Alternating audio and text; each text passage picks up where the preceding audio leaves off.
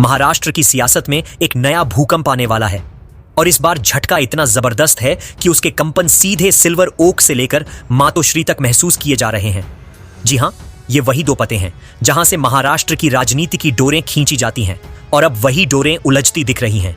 उद्धव ठाकरे के राजनीतिक गुरु, उनके मेंटोर, उनके सबसे भरोसेमंद साथी शरद पवार। वही शरद पवार जो अब खुद एक ऐसे घेरे में फंसते दिख रहे हैं जहां से बाहर निकलने के लिए उन्हें शायद अपने ही शिष्य को त्यागना पड़े। खबरें गर्म हैं। वसंत दादा शुगर इंस्टीट्यूट यानी VSI की जांच अब किसी साधारण ऑडिट की कहानी नहीं रह गई है।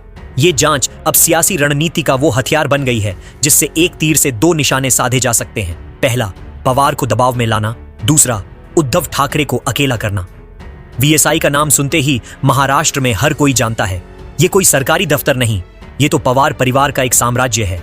यहां हर कुर्सी, हर फाइल, हर दस्तखत कहीं न कहीं पवार नाम से जुड़ा हुआ है। और जब जांच वहीं पहुंचे तो संदेश साफ है, खेल अब बड़ा है। कहा जा रहा है कि इस पूरे मामले की असली मंजिल सिर्फ सच्चाई नहीं बल्कि सत्ता है। सूत्रों के मुताबिक दिल्ली के गलियारों में पहले से एक प्लान तय था। अगर पवार को झुकाना है तो उद्धव को काटो, क्योंकि उद्धव ठाकरे का साथ ही वो धागा है जो पवार को विपक्षी खेमे में खींचे रखता है। अब सोचिए, 90 साल की उम्र में शरद पवार फिर से जेल का नाम सुन रहे हैं। वो पवार जिन्होंने 60 साल से भी ज्यादा वक्त तक राजनीति की बिसात पर हर चाल अपने हिसाब से चली, अब वही पवार अपने ही मोहरे से घिरने लगे हैं।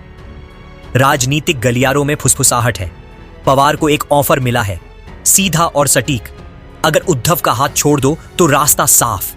और शायद इसी को लेकर दिल्ली और मुंबई के बीच कई खुफिया बैठकें हो चुकी हैं। अंदर खाने बात बस इतनी है, उद्धव ठाकरे को अलग करो ताकि पवार पर चल रही तलवार की धार थोड़ी कुंद हो जाए। राजनीति में रिश्ते अब खून से नहीं, गणित से बनते हैं। आज पवार के लिए समीकरण सत्ता बनाम साथ का हो चुका है और सत्ता की कुर्सी चाहे उम्र 30 की हो या 90 की, आकर्षण वही रहता है। अब सवाल यह है, क्या उद्धव ठाकरे फिर से वही करेंगे जो उन्होंने 2019 में किया था, जब उन्होंने बीजेपी का हाथ ठुकराकर पवार का दामन थामा था, या इस बार इतिहास खुद को पलट देगा और वही पवार ठाकरे से दूरी बना लेंगे?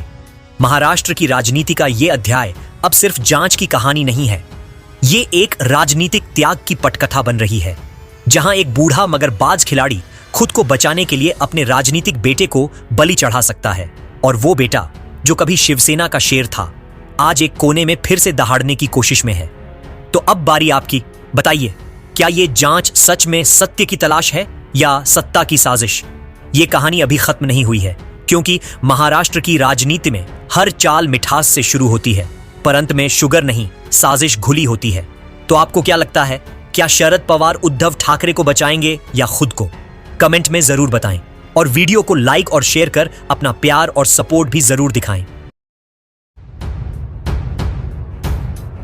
कुछ नेता बोलते हैं, कुछ गरजते हैं, लेकिन अमित शाह वो बस मुस्कुराते हैं और पूरी राजनीति को निगल जाते हैं। मुंबई की राजनीति का मौसम अचानक बदल गया है। कहीं बिजली गरज रही है, कहीं सन्नाटा पसरा है, और इस सन्नाटे में सबसे ऊंची आवाज थी उद्धव ठाकरे की। उन्होंने स्टेज पर खड़े होकर बोल दिया, एक एनाकोंडा आया है जो महाराष्ट्र को निगल जाएगा। लोगों ने तालियां बजाईं, भीड़ ने शोर मचाया, लेकिन क्या पता था कि ये एक बयान नहीं, एक डर का बीज बो दिया गया है। शाम तक उद्धव ठाकरे मंच पर शेर बनकर दहाड़ रहे थे और अगली सुबह मातोश्री की चार दीवारी के अंदर वही शेर डर से कांप रहा था। करीबियों को बुलाकर बोले, यार थोड़ा ज्यादा बोल गया क्या? किसी ने चाय रखी, किसी ने कंधा थाम लिया, पर सबके चेहरों पर एक ही सवाल था, क्या अमित शाह सच में जवाब देंगे? क्योंकि सब जानते हैं अमित शाह बोलते कम हैं, लेकिन जब चलते हैं तो सामने वाले की पार्टी ही डूब जाती है। बोलने वाले बोल गए। अब बारी थी शाह की खामोशी की, और वो खामोशी किसी तूफान से पहले की शांति जैसी थी। ना कोई बयान, ना कोई ट्वीट, बस एक मुस्कान, एक रहस्यमयी चुप्पी। दिल्ली से लेकर मुंबई तक हवा में कानाफूसी चलने लगी। शाह खामोश हैं, यानी कुछ बड़ा पक रहा है, और ठाकरे कैंप में अफरा तफरी मच गई। रात रात भर मीटिंग, सलाह मशविरा, कहीं कोई फोन काट रहा है, कहीं कोई नेटवर्क नहीं आ रहा कहकर भाग रहा है। 24 घंटे बाद ठाकरे ने वही बोला जो किसी ने सोचा भी नहीं था, शायद मुझसे गलती हो गई। क्या कहा? जिसने अमित शाह को एनाकोंडा कहकर पूरा देश हिला दिया था, वही अब अपनी ही बात से पलट गया। सूत्रों के मुताबिक मातोश्री में उन्होंने साफ कहा, हमें राजनीति में उनके जैसे नहीं बनना चाहिए। पर असली सवाल है, क्या यह समझदारी थी या डर का असर? क्योंकि भीतर से ठाकरे को लगने लगा था कि शाह अगर चाहें तो अदालत से लेकर असेंबली तक उन्हें लपेट सकते हैं। राजनीति में सबसे खतरनाक हथियार है शाह की मुस्कान, क्योंकि जब वो मुस्कुराते हैं तो कोई नहीं जानता कि अगला शिकार कौन होगा। कहते हैं शाह ने बस एक हल्की सी स्माइल दी और दिल्ली के गलियारों में फुसफुसाहट उठी। अब देखना महाराष्ट्र में कौन कौन निपट जाता है। राजनीतिक जंगल का असली राजा वो नहीं होता जो गरजता है, वो होता है जो धीरे धीरे लपेटता है। और शाह अब उसी स्टेज पर हैं। कहा जा रहा है ऑपरेशन एनाकोंडा शुरू हो गया है। हर दिन ठाकरे कैंप से कोई न कोई नेता निपट रहा है। मीडिया हेडलाइन चला रही है, शिवसेना में एक और झटका। उधर ठाकरे के चेहरे पर सन्नाटा और पछतावा दोनों एक साथ हैं। भीतर से डर ये कि अगर शाह सच में एनाकोंडा निकले तो उनकी पार्टी ही नहीं, उनका राजनीतिक करियर भी निगल लेंगे। अब सवाल जनता से, क्या यह सब राजनीति थी या सच में डर ने ठाकरे को बेबाक से बेजार बना दिया? तो आप बताइए, क्या उद्धव ठाकरे सच में डर गए हैं या ये सिर्फ एक सियासी स्क्रिप्ट थी? कमेंट बॉक्स में अपनी राय लिखिए, वीडियो को लाइक और शेयर कीजिए और याद रखिए, इस राजनीति के जंगल में हर मुस्कान के पीछे एक एनाकोंडा छिपा है। क्या आप तैयार हैं एक ऐसे राजनीतिक ड्रामा के लिए जो बॉलीवुड की स्क्रिप्ट को भी पीछे छोड़ दे? जी हां, महाराष्ट्र की सड़कों पर जहां मराठी मानुष की धुन बजती है, वहां अब एक नया ट्विस्ट आ रहा है।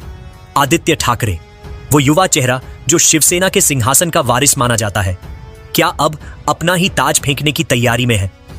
दोस्तों, ये कोई साधारण खबर नहीं, बल्कि एक सेंसेशनल स्टोरी है जो परिवार, सत्ता और साजिशों की जंग में उलझी हुई है। अगर आप सोच रहे हैं कि राजनीति बोरिंग है तो रुकिए, ये वाला एपिसोड आपको कुर्सी से बांध कर रखेगा।